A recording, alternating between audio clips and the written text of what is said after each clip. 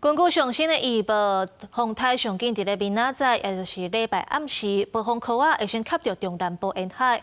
后礼拜一中昼进前，风台上接近台湾，全台风雨拢会变强。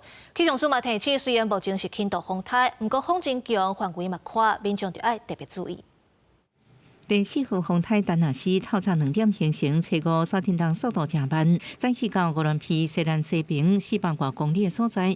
气象署伫8点半发布海上风台警报，警戒区域有台湾海峡、东沙岛海面、甲巴士海峡。目前向北东沙天东拜日开始影响上明显。气象署预估报名了后发布陆上警报。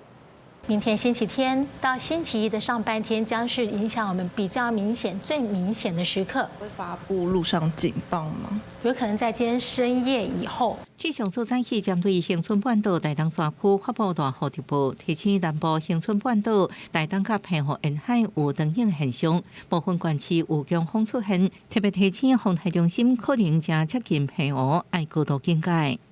特别提醒澎湖地区的朋友特别小心，这个台风是有多接近，会带来多大的强风豪雨。气象专家加新兴也提醒澎湖要注意大雨加强风，中南部加华东要注意落雨。主要的影响看起来应该是降雨，会比较明显啊，因为主要强的这个风力的范围主要还集中在海上。气象专家吴胜富也形容，这风台就是伫台湾门卡口出现的风台有增强现象，路线有可能向台湾更加挖近。大概就是沿着海峡中线偏东的这个路线在走哦，但是也不能排除说它还有可能在更往台湾靠近一点点的。这风台是不是增强为轻度转中度呢？气象署表示，还阁继续监测，拜六暗时到拜日开始，风台向北沙天东的速度会阁较紧，愈挖近海面风险愈强。拜日各地拢有落雨，北北桃甲金门县有连续出现36度高温的记录。